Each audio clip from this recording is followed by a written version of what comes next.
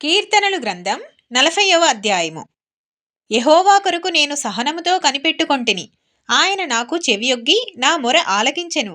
నాశనకరమైన గుంటలో నుండియు జిగటగల దొంగ ఊబిలో నుండియు ఆయన నన్ను పైకెత్తెను. నా పాదములు బండమీద నిలిపి నా అడుగులు స్థిరపరచెను. తనకు స్తోత్ర రూపమగు క్రొత్త గీతమును మన దేవుడు నా నోట నుంచెను. అనేకులు దాని చూచి భయభక్తులు గలిగి యెహోవా యందు నమ్మికయుంచెదరు.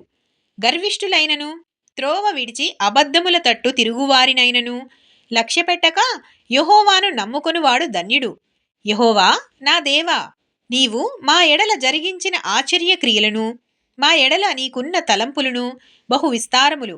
వాటిని వివరించి చెప్పెదననుకొంటినా అవి లెక్కకు మించియున్నవి.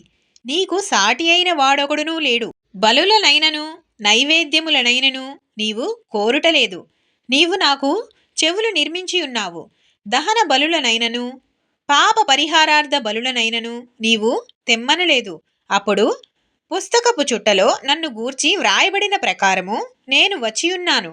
నా దేవా, నీ చిత్తము నెరవేర్చుట నాకు సంతోషము. నీ ధర్మశాస్త్రము నా ఆంతర్యములోనున్నది. నా పెదవులు మూసికొనక మహా సమాజములో నీతి సువార్తను నేను ప్రకటించియున్నానని నేనంటిని. యెహోవా, అది నీకు తెలిసే ఉన్నది. నీ నీతిని నా హృదయములో నుంచుకొని నేను ఊరకుండలేదు. నీ సత్యమును నీ రక్షణను నేను వెల్లడి చేసియున్నాను. నీ కృపను నీ సత్యమును మహా సమాజమునకు తెలుపక నేను వాటిని మరుగు చేయలేదు.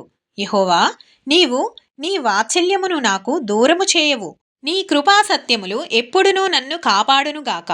లెక్కలేని అపాయములు నన్ను చుట్టుకొని ఉన్నవి. నా దోషములు నన్ను తరిమి పట్టుకొనగా నేను తల ఎత్తి చూడలేకపోతిని. లెక్కకు అవి నా తల వెంట్రుకలను మించియున్నవి. నా హృదయము అధైర్యపడి ఉన్నది. యెహోవా, దయచేసి నన్ను రక్షించుము. యెహోవా, నా సహాయమునకు త్వరగా రమ్ము. నా ప్రాణము తీయుటకై యత్నించు వారు సిగ్గుపడి బొత్తిగా భ్రమసియుందురుగాక. నాకు కీడు చేయగోరువారు వెనుకకు మళ్లింపబడి సిగ్గునొందుదురుగాక. నన్ను చూచి ఆహా ఆహా అని పలుకువారు తమకు కలుగు అవమానమును చూచి విస్మయమొందుదురుగాక.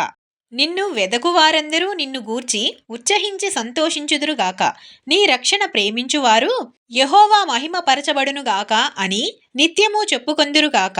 నేను శ్రమల పాలై దీనుడనైతిని. ప్రభువు నన్ను తలంచుకొనుచున్నాడు.